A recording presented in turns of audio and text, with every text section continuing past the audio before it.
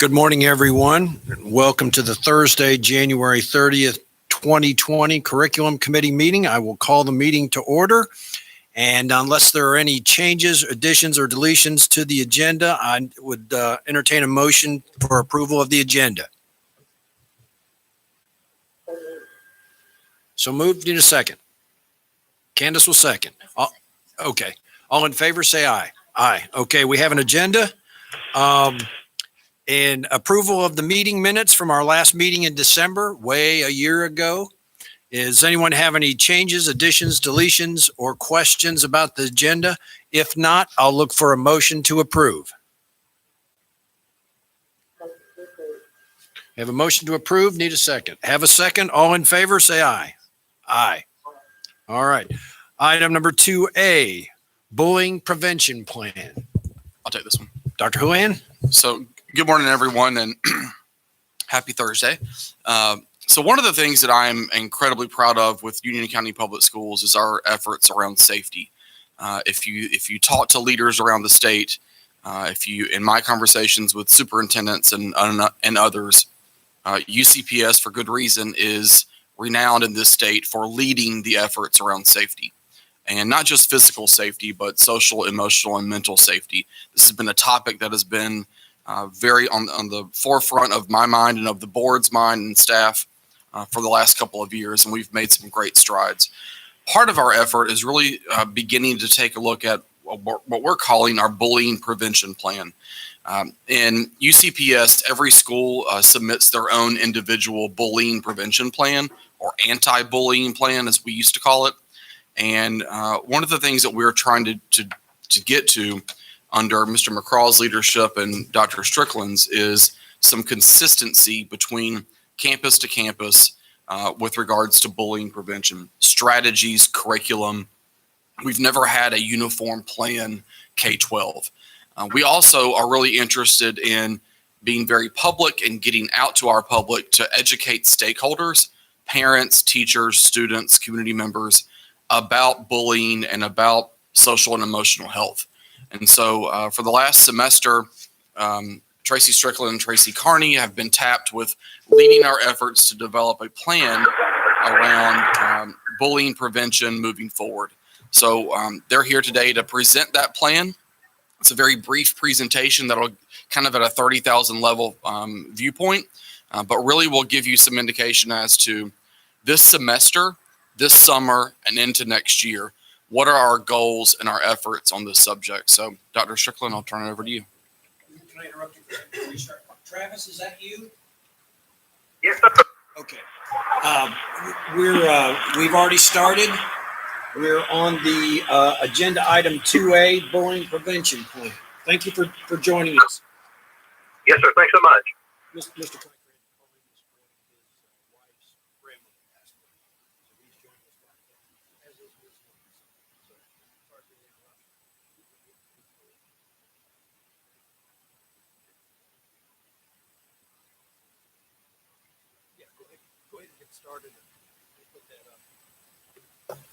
So like Dr. Houlihan was saying, we have always in Union County had efforts. In Union County, we have had efforts to mitigate bullying in schools. However, the way that we have been doing it until now is school by school.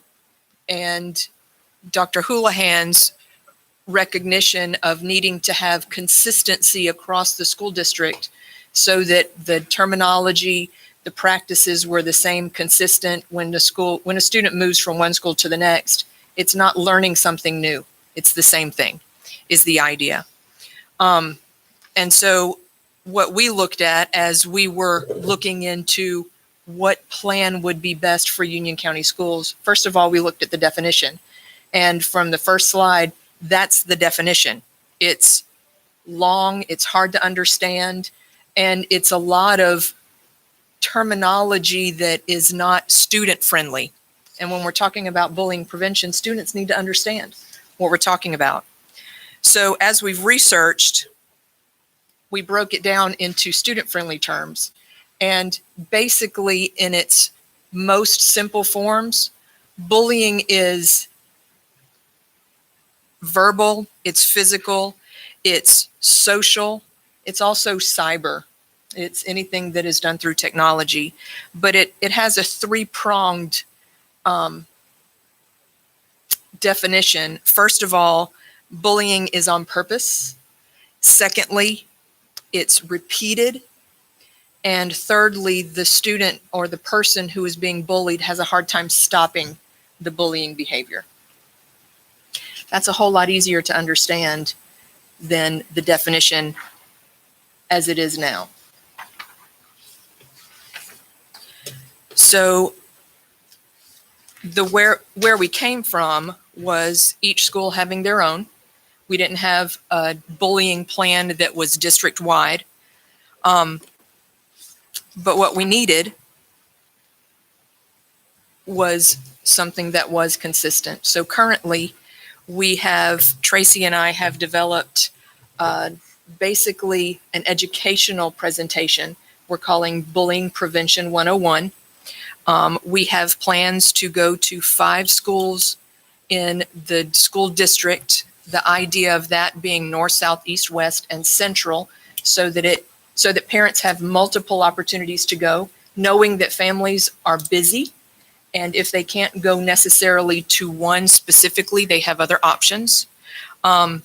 We've identified the bullying prevention plan program that we're going to use, and it's consistent with Safe and Civil Schools. It's from Safe and Civil Schools that we've already been using in the past for our EPIC schools. And we are in the process of training folks throughout the county. Where we want to be is, having completed those 5 parent educational series, having a universal plan throughout the school district. And then in addition to bullying prevention, the foundation of that, teaching schools, teachers, how to maintain culture in their classroom by utilizing Safe and Civil Schools professional development, DISC, which is Discipline in the Secondary Classroom, and CHAMPS, which is an acronym for Conversation, Help, Activity, Movement, Participation, and Success. And then from that, developing curriculum to teach students in the classroom about bullying prevention. Can I interrupt you for a couple questions? Absolutely. What are the 5 schools you plan to attend, and in what format? Are you going to go to a PTO meeting? Is it going to be a specially called meeting, or is it just for a staff meeting?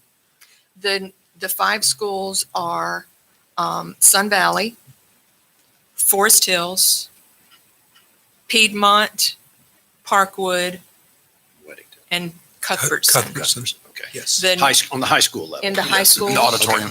in the auditorium. And Mr. Sides, we plan to advertise this system-wide. That way, if at Cuthbertson, other schools can come. We want to make sure that elementary, middle, high school, all levels get to come.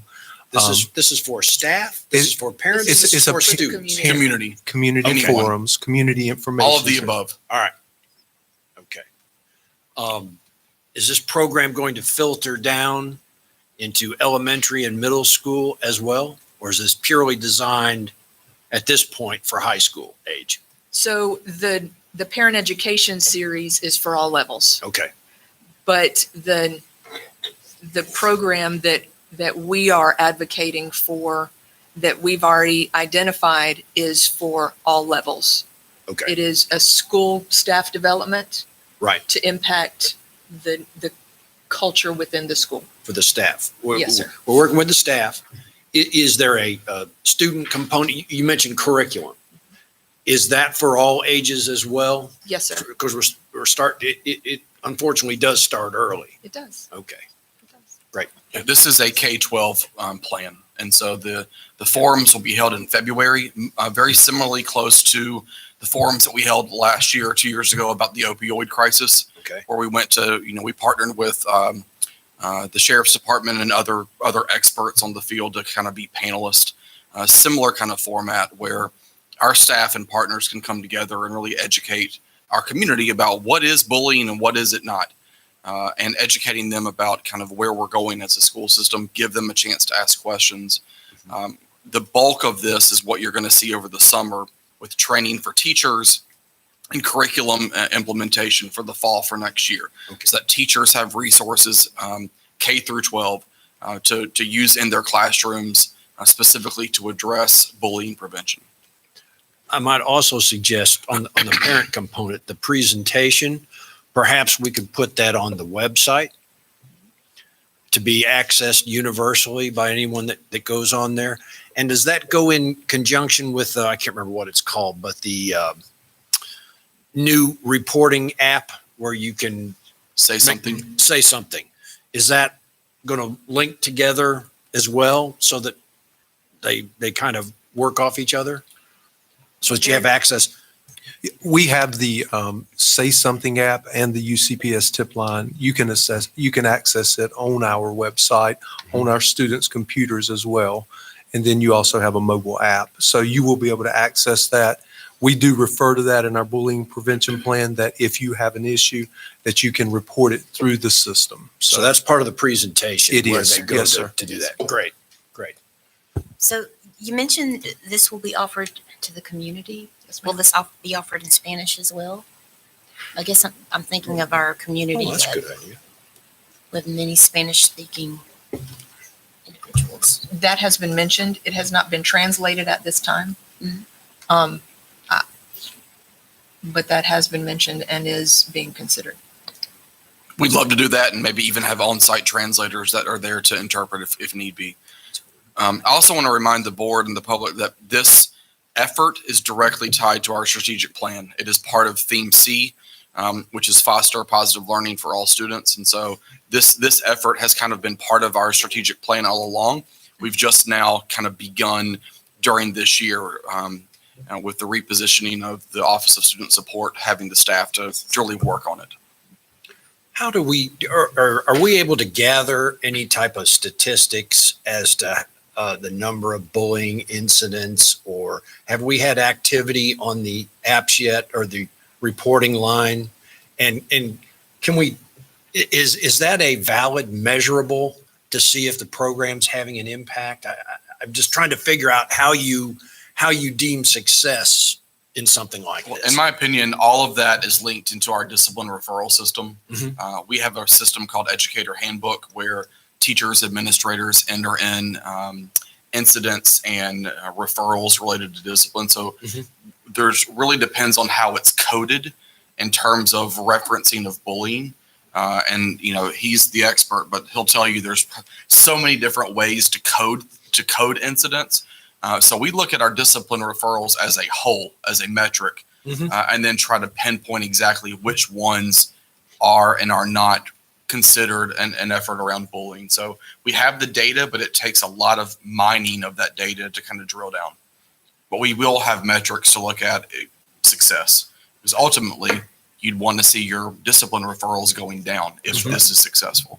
So that's part of the education process, is to make sure when these incidents do happen that they get reported correctly so that our data is accurate. Is that fair to say? That is correct, because the education series, well, is it an aggressive behavior? Is it harassment?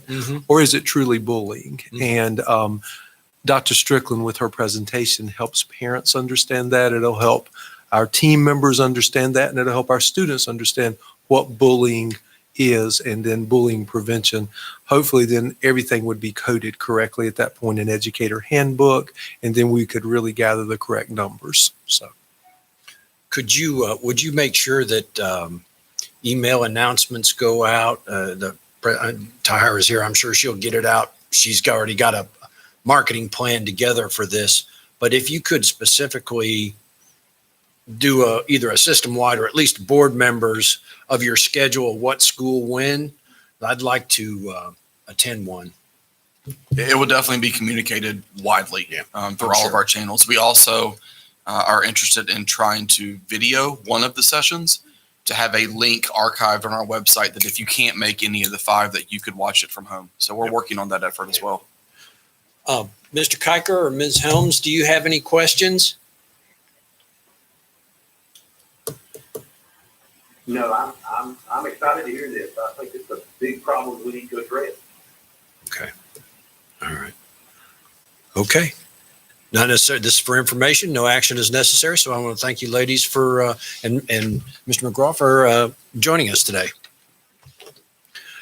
Okay. We'll go to the next item, which is 3A, Ed Lead NC. This is for information only. I'm going to touch on this very briefly. I attended a public policy conference last week by the North Carolina School Board Association.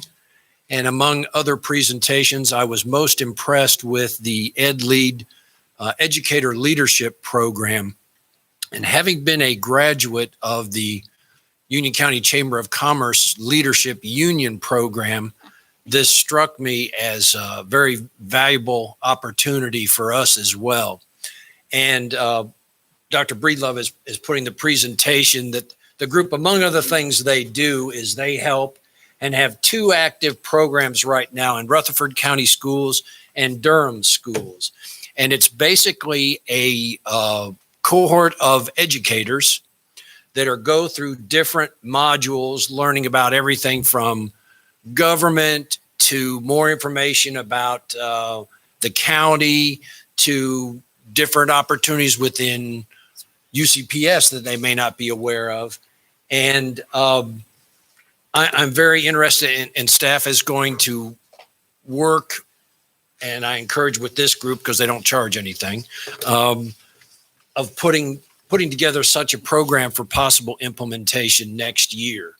And I just wanted to bring this to the attention of the committee that I think this would be valuable. It's all around our efforts to create the most positive culture within our organization. And yet another reason that we show respect and growth opportunities for our staff. So Dr. Breedlove and Dr. Houlihan and I have already had conversations about this, and I'm excited to see this move forward. Does anybody have any specific questions about it? That's really all I wanted to hit on at this point. You can see up on the screen some of the various agenda items, training opportunities. I believe this is the Rutherford County program. And you custom design your own, of course. But anyway, that's really all I had on that, if there aren't any questions. Okay, item 3B, sole source purchase. Exemplars online platform. Is that you, Dr. Breedlove? And this is a request from Rocky River Elementary School. This is a math product that their teachers would like to purchase. As you can see on the sole source request is just over $3,000. They are looking for it's an additional resource that they want to provide their students. And it really is based on problem solving skills and classroom discourse. This resource is a library full of standards-based, really problem-based questions. In paragraph form, for example, a dog's life is said to be 7 years to a human's life. And Billy is 8 years old when he gets his dog for the first time. And it's a puppy, brand new. And the dog is now 56 years old. The dog is, yes, equivalent to 56 years old. How old is Billy? Mm-hmm. All right. So they have to go through that in their small teams and problem solve and look at it and then be able to present back to the class their findings and how they were able to solve that problem. And that's a fourth grade question that I looked up in Exemplars just to kind of have an idea of really what this is about. And really what's nice about it is it provides a rubric as well as what would be the highest level answer that students could give where they really met the standard, and then each level below that, and where the teacher can now step in and help the students out. So it's just an additional resource. They looked at various companies to do this, and their teachers decided on Exemplars, and we have not purchased from Exemplars yet, and that's why it's coming to the curriculum committee. What grade levels would this apply or be used by? It's used through K. Well, they go all the way up to K to 12, but this particular one is for elementary, K through 5. And for this $3,000 some odd, that's an unlimited user. You can wear it out no It's matter for the how many whole school. classes, how many times. Yes, sir. Is it something that we're going to monitor to see if this would be of benefit to other elementary schools as well? Absolutely. What we've done in the past when we've had similar products to use, not only did the school use it, but we asked the principal to come back and present that product to other principals and say, okay, these are the results that we're getting. Here's the product, and take them through that so that they can sort of make those decisions as well for their school.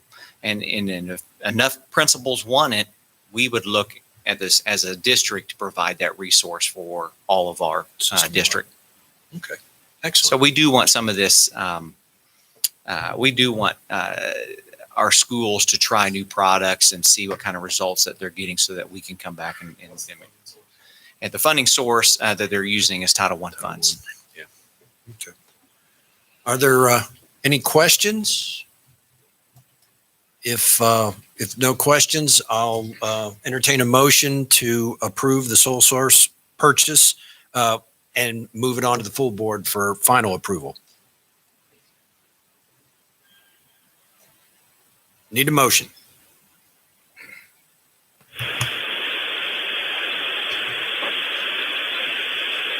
Second. Okay. Make a motion. I made a motion. We have a motion and a second. All in favor of approval to move on to the full board, say aye. Aye. Aye.